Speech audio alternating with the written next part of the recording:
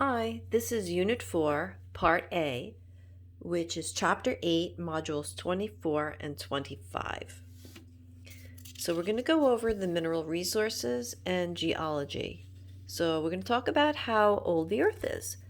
So we know that the Earth is 4.6 billion years old. We also know that the Earth is dynamic. It is a dynamic planet. It has geological processes that drive volcanic eruptions, earthquakes, determine the distribution of resources. So the thing to know is that this Earth's dynamic processes determine the resources, but they're unequal throughout the Earth, depending on where you are, and that's going to become important later when we talk about soil. So, just a brief overview of the formation of the Earth. So you know that it was formed from the Big Bang.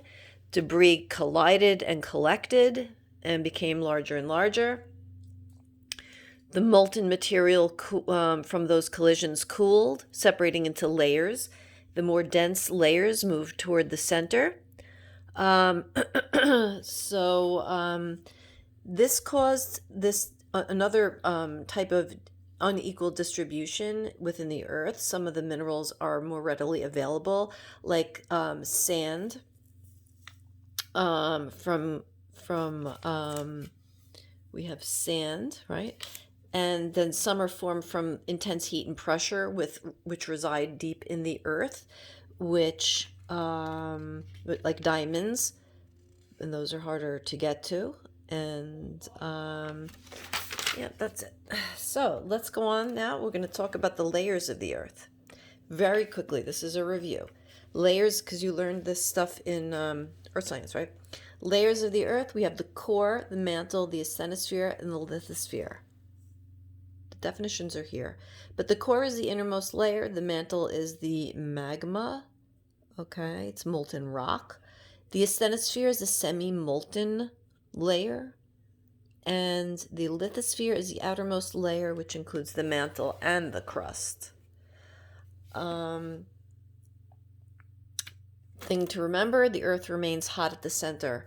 Why do we need to know that? Because this creates plumes of magma that well up from the center of the Earth, and due to the tectonic plate shifting, it creates surface dynamics on the Earth.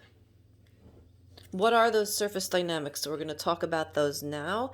These are plate tectonics. Again, hopefully this is a review from Earth Science. So we know that the theory of plate tectonics was founded by Alfred Wegener.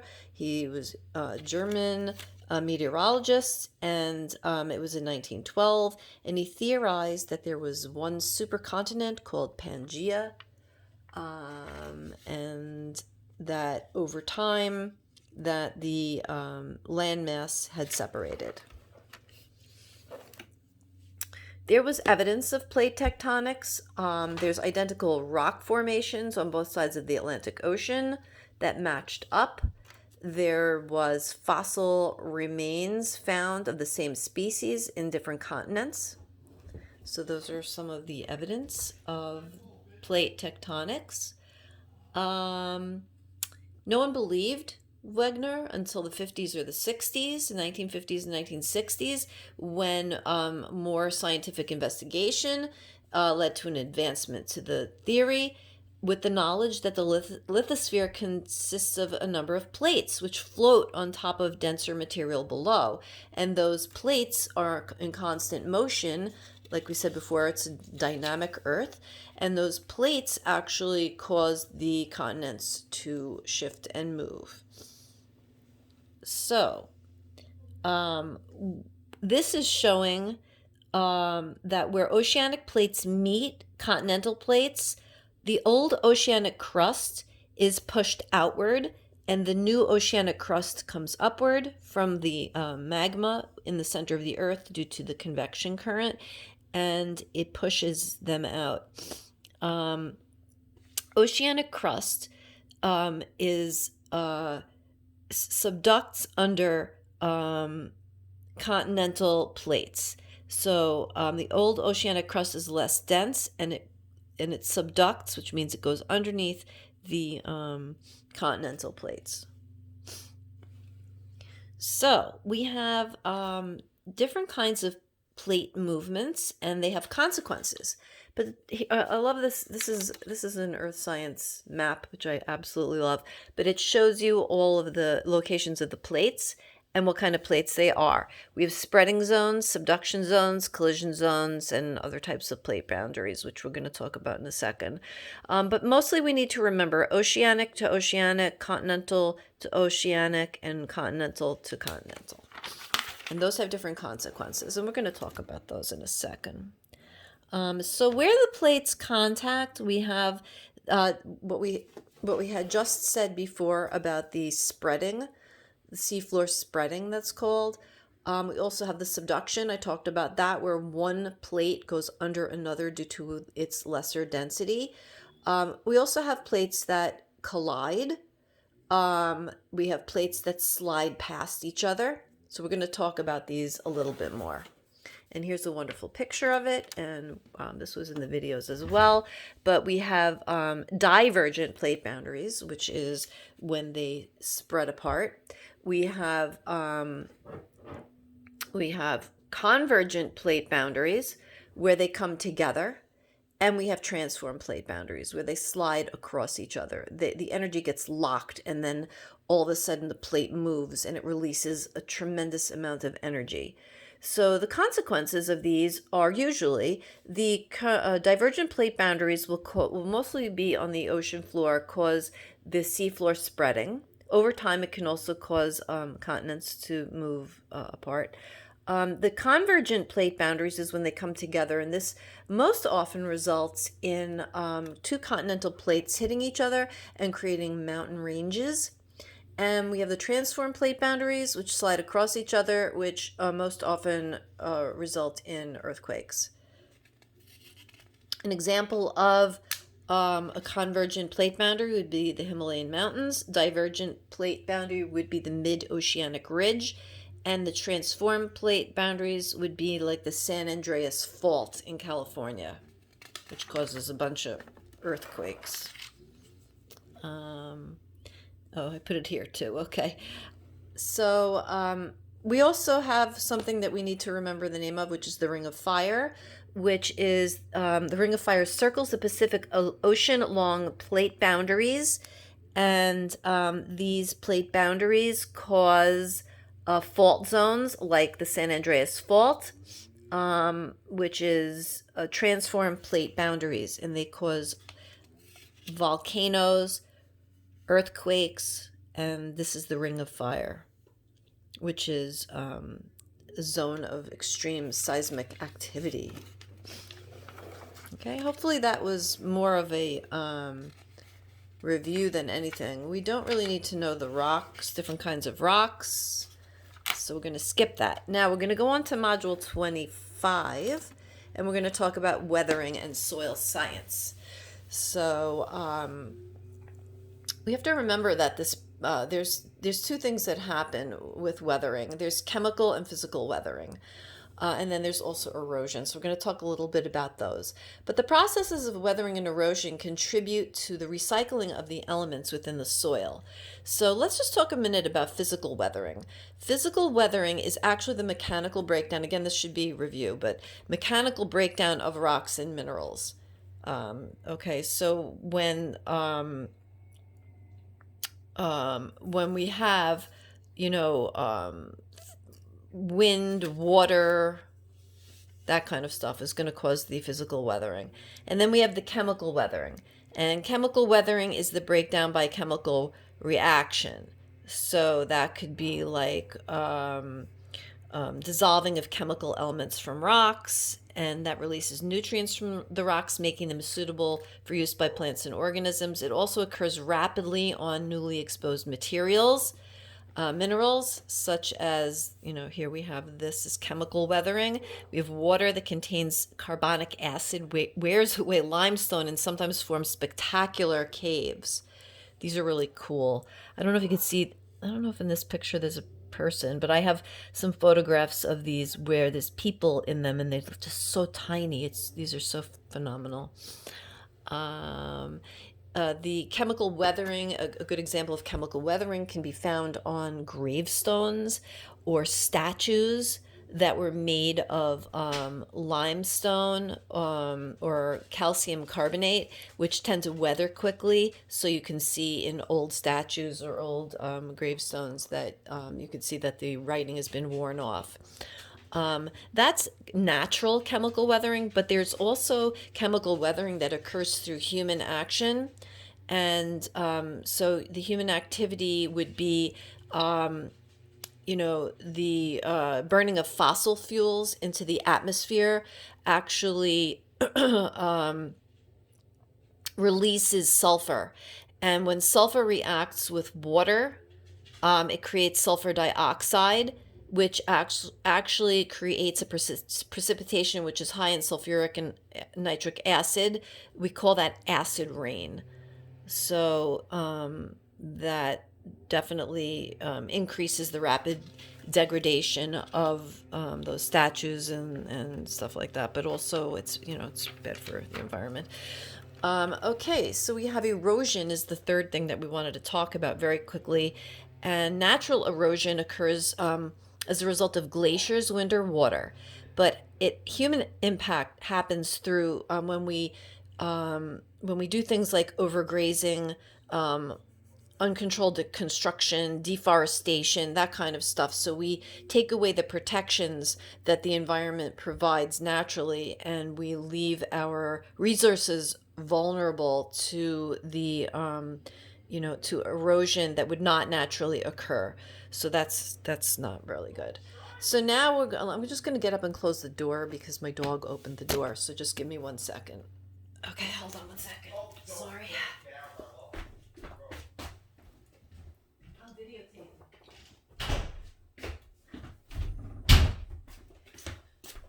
Sorry about that. My dog loves to open doors. She even opens my front door, which is pretty crazy. But anyway, so we're going to talk about the formation of soil now. So soil links the rock cycle, which you learned in earth science about, the melting and the sedimentation and the different processes that you can go through with rocks, right?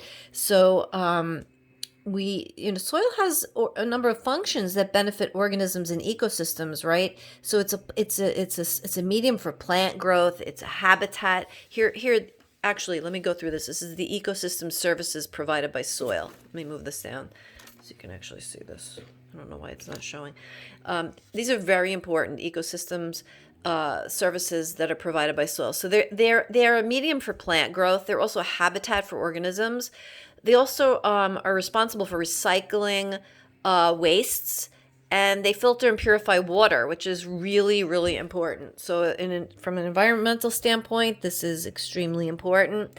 Here's a nice graphic of it, but I've written it in this sticky note so that you can see it right there. Okay, so now that we know that soil is important for ecosystem services, let's talk about what soil really is. So I posed the question of, what's the difference between soil and dirt, and hopefully you guys understand that by now, but we can talk about that again in a little bit. But the formation of soil starts with some sort of parent material. So the parent material is whatever that underlying rock material is that it's coming from. So quartz sand is made up of silicon dioxide. The parent material gives rise to a soil that's nutrient poor, or a soil that has calcium carbonate as its parent material, contains an abundant supply of calcium and a high pH, and is really good for supporting agricultural and productivity of plants. So we find that in New York around Lake Champlain in Vermont and northern New York. And so the parent material becomes very essential for what kind of soil it's going to be. And again, that shows you that, the resources on our earth are not distributed equally. It depends on many, many variables. So how is soil formed? We spoke about this on the video. The first thing that happens is that you have your parent rock, whatever that is, and the parent rock is weathered and it breaks up and it moves, and it's carried. Anyway, so those rocks, as that parent rock, as it breaks up, becomes the basis of the soil. And then what happens is, as it breaks up, and it provides spaces for lichen and other types of organic material to start growing, and in very little quantities, of course. But as those organic material accumulate and die, then more organic material starts to grow, a little bit taller ones with a little bit more, maybe a little bit of a root structure, and then some animals make start to come in, and then those die, and you've got earthworms, and you've got all sorts of biological organisms in the soil, and those things decompose, and then they they die. So and as a result, eventually you get much more mature soil in depth that can support deeper root structures and habitats. There are factors that affect soil formation, which are climate, topography, organisms, and time. So, that's pretty, simple to understand. It's, how long the soil has been around, where the soil is, the climate that the soil is in. If it doesn't have rain, if there's not humidity, if the temperature is, not good, if it's frozen all the time, you're going to have a different kind of soil formation than if you're a tropical climate. And then, what organisms are found in it. So that's that. And then human activity, we talk about soil degradation. Soil actually becomes dirt, so it may lose its ability to support plant growth through erosion or intensive agricultural overuse, depletion of the soil nutrients.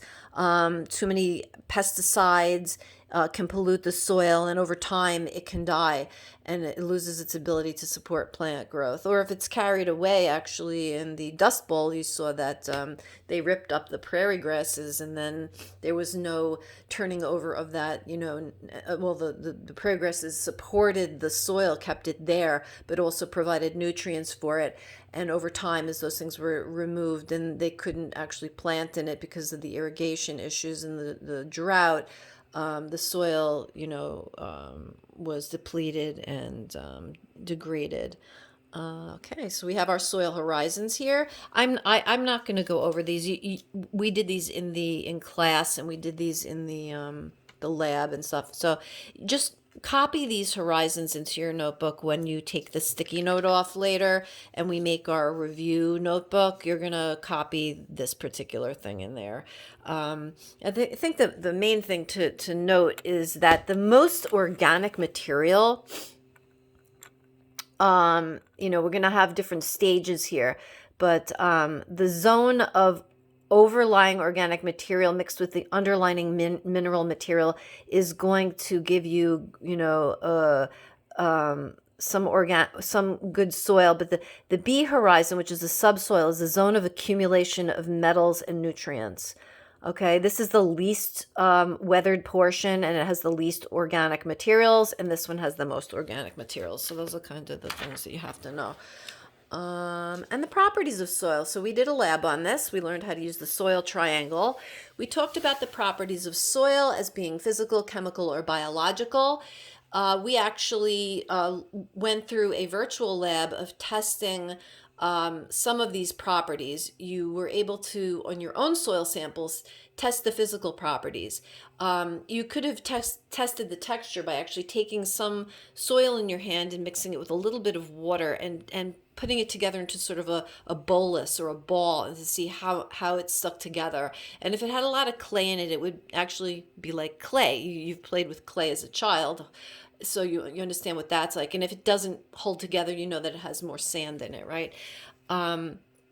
But the physical properties are the percentage of particles, the silt, sand, and clay, the size and weight. You could measure the weight of it, the size of the particles and the weight, the texture we talked about, and the triangle. The second physical property, which is very important, is the soil permeability, and that is how quickly soil drains. So larger particles actually have more space in between the particles, so there's more room for root growth and more chance for I'm here. More chance for the water to pass through, so this would be great for plants. Whereas, silt is sort of in between, but in the clay, the smaller particles, they have a bigger water holding capacity. In other words, it can hold more water, but the thing is, it's not really optimal alone for plant growth or roots because the drainage is poor and the roots would rot. This is the soil particles here, so you can just remember this. And then make sure you know how to use the soil triangle. So, of course, we learned in that lab that the soil that's best is probably somewhere in the middle where it has a good percentage of all of those. But it depends on what you're looking for. Sandy soil is good for certain things, and clay soils might be better for maybe building materials or whatever. So soil can be used in many different ways.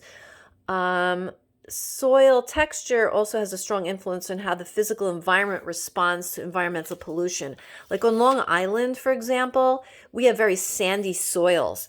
And that's a problem because when we have a lot of pollutants, like fertilizers and pesticides and stuff like that, the sandy soil readily allows the surface water to drain into the groundwater, and it contaminates our groundwater. So we have a problem with that on Long Island because sandy soil is less of a filter, right? So we saw with the clay, it has more water holding capacity. Well, it also filters toxins out better.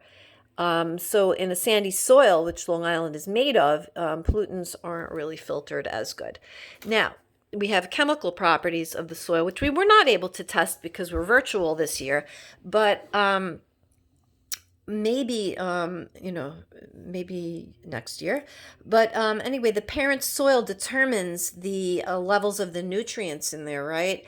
And then the just so you know, you don't have to know this cation exchange capacity at all, but just to know that mineral ions like the NPK, those are positively charged, and for example, clay is negatively charged, so the clay holds on to those positively charged mineral ions.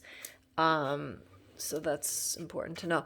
And then just the biological properties, which we already discussed, which is bacteria, fungi, and protozoans, are 80 to 90% of soil. Look at this picture. I love this picture. When my garden looks like this, I'm so happy. But there's also snails and earthworms and rodents and stuff that, live in the soil. So that's important. And that's the end of this particular. We don't have to do the next page is about mining, and we're going to get into that in Unit 5. So I hope this helped, and I'll see you soon.